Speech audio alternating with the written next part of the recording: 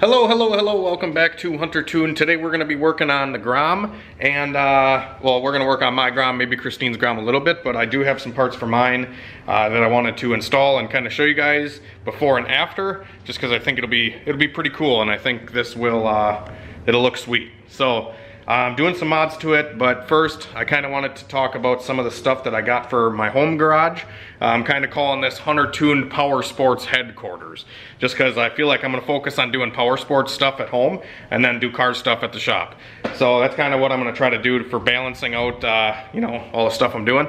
But anyways, I did get this Harbor Freight motorcycle lift the other day, and man, this thing is freaking awesome. So I got this lift. I had to wait like a couple days for it to come in stock because, you know, everything's crazy right now and nobody can stock anything, and you know, demand is very high for things and supply is, you know, dwindling down. But I did end up getting one. I'm super happy. This is a sub $500 motorcycle lift. If you look on Amazon or eBay or anything like that, these lifts are typically around $1,000 or more. So I figured I'd give this one a shot. A lot of people really like it on YouTube. I've been watching some videos on just seeing if people like it or not, and this thing, pretty slick, honestly, and it is such a back saver. I mean, I'm standing straight up right now, and I can work on pretty much anything on the bike, you know, engine-wise, or get the tires off or anything like that. And like I said, I'm standing straight up right now. If I wanted to relax, I can lower this thing down and sit on like a roll stool, and you know, get a better point of view there. Otherwise, I can lower it down, work on the bars, stuff like that without having to crouch down. If you guys know that, I actually have a slipped disc, or a bulging disc in my back. They kind of pinpointed it to the area of L4 on my spine, where this disc is just bulging, and I have days where I'm pretty good, and then I have days where it's like I can't even move. So it sucks, but I've been going to new different therapy and stuff like that, and I'm really hoping that this stuff's gonna all come together, and I'm gonna start feeling A1 pretty soon. I've definitely been trying to get out and do more things. I recently started like a new medication and stuff too for other stuff, so bear with me, guys. I might talk about that stuff if you want me to in a separate video. I might make like a dedicated video for this new med that I'm taking. I don't know, I just think it'd be cool to kind of document it and show you guys whether it's worth the shit or not to try it. So anyways, moving on. Yeah, motorcycle lift, super awesome. And I did also pick up this eBay seat for the Grom. So this is a Bride, like, eBay seat. Came straight from Bangkok, Thailand. And seat quality, super nice. I really appreciate that seat. And it sure beats the factory seat. The factory seat is very stiff. It's not very comfortable for a taller person to ride on, but yeah. And anyways, one of the last videos we did the exhaust installs on the Groms, and we also did a couple of fender eliminator kits that I may throw some clips in right now. All right, guys, so I got the hot bodies kit all installed, and you guys can see here it looks really nice. Honestly, fit and finish pretty good. It fit right in there where they said it would. Just had to take them side panels off, which is a little bit more of a job than the other one, but still not too bad. And then the wiring, they supply you kind of garbage. They give you butt connectors for wire that is like super tiny. It's like 40 gauge. It's just super thin wiring for like the LED plate light and stuff like that, which is not as bright. It's definitely not as bright. The plate light, you can't even see the license plate light. So it's definitely not as bright as the Yoshi. If we turn on the Yoshi here, the plate light is a lot brighter. So I like a bright license plate light. I don't know, I just think they look better. Like my truck has LED license plate lights. But yeah, other than that, I mean, if you compare the two side by side, they both look really good. I personally like the look of the hot bodies better, but the quality of the kit isn't as good as the Yoshi. I like the license plate frame that one comes with. This one doesn't even come with hardware to mount the plate, so it's actually just kind of like resting on there right now with 2 screws, because I currently can't even, oh, watch now, I'm not even gonna be able to get it off. So these screws, I actually wrapped tape around one of the frickin' screws for the fender, and I just put them in here because I don't know how they expect you to mount the plate to this, because it's not a through hole. It's just a hole on both sides, but there's no like backside to it, so you can't like put a nut on the other side without taking the whole thing apart. So that's kind of annoying. I'm probably just gonna get some self tappers or something for this to be able to mount the plate, but I mean, it looks pretty good. And under the seat, it looks like factory wiring. I taped up a lot of the stuff that they gave me to put together, so it looks good, but it's really not. So that's kind of what it looks like under there now. I just taped up where I wired in all the stuff, and then I had to ground the license plate light to one of the bolts because the wiring is so thin, like I was saying, it actually pulled out of one of the connectors. So if you wanted to do this the right way, definitely solder and heat shrink it. Alrighty guys, so I got some parts from the Ruck shop, and they do a lot of Ruckus stuff and Grom stuff. I ended up getting some parts from them for my Grom, and we're going to be stretching and lowering the green bike here. So yeah, that's kind of my plan with this one, is I'm gonna kind of make it like a, it's not necessarily gonna be super fast, but I'm gonna kind of just make it like a stretched, lowered, you know, drag bike, you could say, even though it's not going to be super fast. But who knows, maybe we'll go drag race and see how fast it goes. Anyways, I did want to show the parts that come with this kit. I ended up getting pretty much everything needed from the Ruck shop, you know, all in one kind of place to get all this stuff from. And yeah, so we're gonna kind of roll through the parts here and see what all came with it, and then we'll get to installing them. So first piece here, they give you a chain breaker. So this will, you know, pretty much help install the new chain, because when you stretch a bike, you need to lengthen the chain. So it came with a new chain and that chain breaker, the stickers, and some Fireball candy. So that's kind of cool.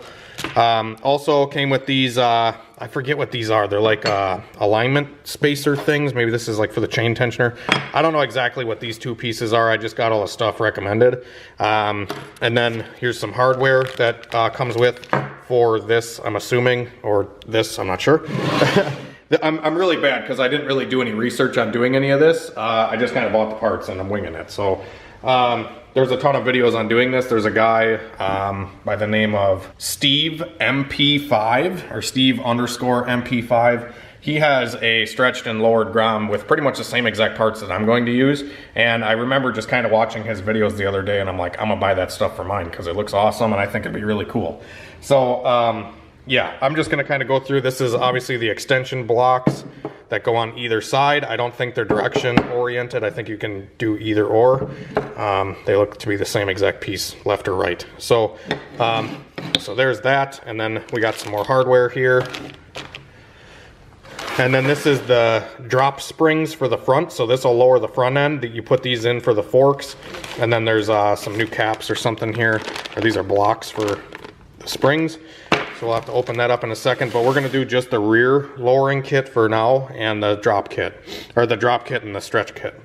So this is the drop kit. This is probably the easiest part of this whole build. It's just these blocks with new hardware. So you're just gonna bolt these in. I'll show you guys in a second, and hopefully it'll lower the bike down. 4.5 inches is what I went with. So we're gonna get these blocks installed, and then after we get the blocks installed, we will proceed to removing the chain and everything else to do the stretch kit. So I kind of skipped ahead already, and I actually loosened up my chain adjusters here. So it's just a 12 mil and a 10 mil wrench. You got to break these two nuts away from each other, and then you can back this out to adjust the chain forward and backwards. So, and then there's indicators of where your chain needs to be. This bike has 100 miles on it, and the chain is like super loose. Like that thing is whapped out. But anyways, we're gonna start by removing this rear fender here. So it's just an Allen head here, and then there's another one right down in here somewhere, right here. So I think that's it for this side, and then probably the same two bolts on the other side. So I'm gonna get that rear fender off, and I'll pick up with you guys in a second. I should probably just like show you guys what the bike looks like currently with the drop kit not installed. So I'm gonna do that quick. All right, so the bike is not currently jacked up. I had a jack under it because I was gonna pull a tire, but I was getting ahead of myself. One thing at a time here. we're just gonna get a good image of how the bike looks right now, and then we're gonna do the drop kit and then see how it looks afterwards. So there's that. I just have this thing chalked in the front with this little Harbor Freight clamp, which keeps the bike from rolling side to side. So yeah, I'm gonna get this fender off and pick up the guys in a second. All right guys, so moving on, I was gonna do just the drop kit right now, but it doesn't fit unless you stretch it. So looks like we're gonna have to stretch this thing and drop it at the same time. So currently, I have the bike back on the jack and the tire is off the ground. Like I said, I already got the chain adjusters off and I removed the fender, so you guys can tell that the rear fender's off. And I removed the shock bolt, but in order to put the Ruck Shop spacer deals in, it actually hits the tire currently, so there's actually no way for this to work unless the tire is back. So it looks like we're gonna have to take the tire off, and once the tire and the chain is off, we will proceed. Alrighty guys, so I got the lowering block installed here. So this is all tightened down and ready to go. So the bike definitely dropped quite a bit. I had to pull up the swing arm in order to get the shock reattached. So I think it is lowering the bike. Next we're going to try to get the stretch extensions on, and I'll let you know how that goes. Everybody says that these are a little bit tight going in, so we'll see. With this one being only having 100 miles on it, it may be a little bit different.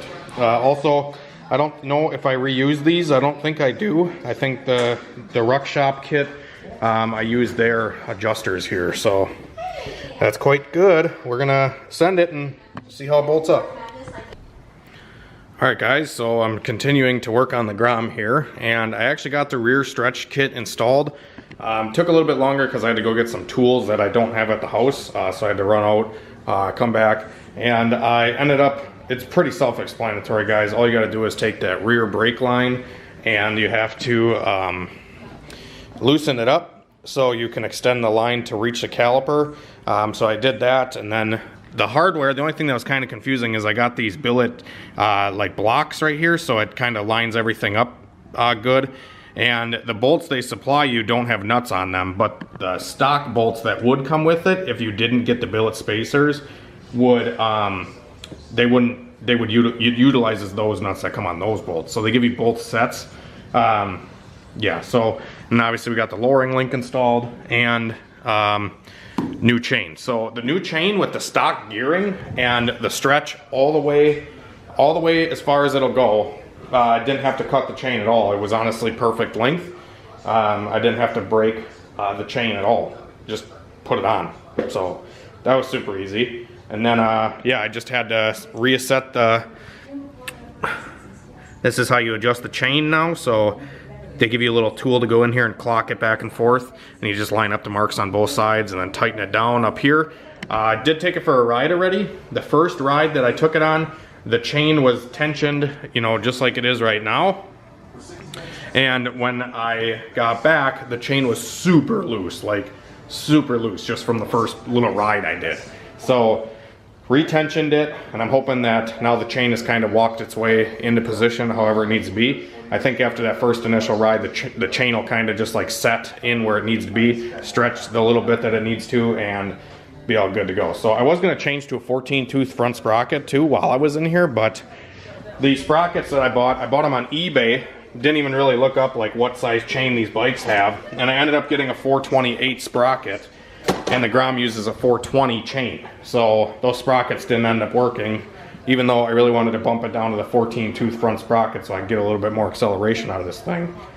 But anyways, now moving on to the front end of the bike. Now that we have the rear lowered and stretched, I'm moving on to doing the front end. So I got the Ruck Shop bars, the race bars, and I also got the drop set up for the front forks. So like I said, the guy I mentioned earlier on YouTube, he has videos on doing all this stuff.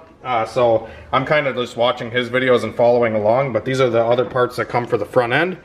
It comes with these two little springs here, and then these little spacer caps. So we're gonna end up putting those in, and then the bars right here, super nice. Race bars, and I ended up getting the factory grips off the factory handlebars, which I did not think I'd be able to do, but I ended up doing it because my new grips aren't going to be here till Wednesday, and today it's like 60 degrees out. I wanted to go ride today and tonight, and it's gonna rain all week. So I wanted to get this thing like kind of set up and lowered and go ride it tonight while the weather is still good. So that's kind of why I'm trying to utilize the factory grips. But normally I would just opt to putting new grips on right away. But like I said, I got them off without ruining them just by taking a channel locks and microfiber rag and wrapping it around there and just kind of breaking it free little bit by little bit, and ended up working out pretty good. So I also did some mirror block offs. So these little things, I just popped a mirror out, and then these little, like, they're just like little set screws that go in where the factory mirror was. So those worked out good. Got those from eBay. So the factory mirrors are now removed from the bike, and I'm super excited to see the rest of the outcome of this. I'm pretty sure it's going to look awesome. So after I get the bars and everything else back on and the forks slammed down, it should be like a 2-inch drop, I think, in the front. So we'll be able to drop the front down, and then I'm going to remove the front blinkers, and I'm going to put my flush mount blinkers on, just like Christine's bike already has. So we already did this. These flush mount blinkers, which look super nice. They're plug and play. So I'm going to get those installed, and then I have a TST flasher relay that I got, because when you put LEDs on these things, you need to get the flasher relay so the blinkers still blink. So I got that, and that's probably going to be it. So I'm going to get to working on this thing and kind of show you guys the final outcome of it. The only other thing that I didn't really mention is you have to cut the kickstand. It still stands up on its own, but once I drop the front end down, it's probably not going to. So gotta get the kickstand figured out. Probably just lean it up against the garage wall for now until I figure out what I'm gonna do for a kickstand. I'll probably just cut it and re-weld it shorter. So yeah, but anyways, I'm gonna get moving on, get these forks down, and catch you guys in a minute. Alrighty, so we did get the Grom stretched and lowered from all the parts from the Ruck shop there. I got the bars installed. I got some cheap eBay levers on it. I did those mirror block offs. I got some grips that I really kind of sucked at installing. And now it's been a couple weeks, and the Grom has been doing good. We've been riding it. It's finally getting nice here, and we're putting some miles on the bikes. So excited to show you guys some more with the blue bike as well, because there's a ton of stuff I did to that since you guys have seen this video. So I have the Grom kind of just propped up against the house right here to kind of show what it looks like now. And yeah, super cool. The Ruck shop bars. These are the race bars that I installed. They fit really nice. They look sweet. There's my new grips. Sorry if it's a little windy out. So the only issue that I think I have with the dropped and stretch Grom is, one, can't really do wheelies anymore. Two, can't really corner that hard. So if I corner like really at all, it scrapes on the kickstand, the old kickstand, which I have to actually remove because I currently can't I can't even set the bike on the kickstand because the kickstand's too long. So I have to get a different kickstand or cut that one shorter or something. And same thing on the opposite side. If I corner really hard or lean the bike too far, the exhaust scrapes on the ground now. So I have to just be cautious of that, but I do love the way it looks. And it's fairly comfortable to ride. The only thing is that after lowering the front end of the bike down, it bottoms out on like pebbles. Like the frickin' forks bottom out real easy. I was thinking about maybe putting the factory front end back on it, just because I think that would help a lot of things. Just having the front a little bit higher and leaving the rear the way it is. So that is an option, but figured I'd show you guys my stretched and lowered Grom, and hopefully you guys enjoyed the video. Have a great night and a better tomorrow.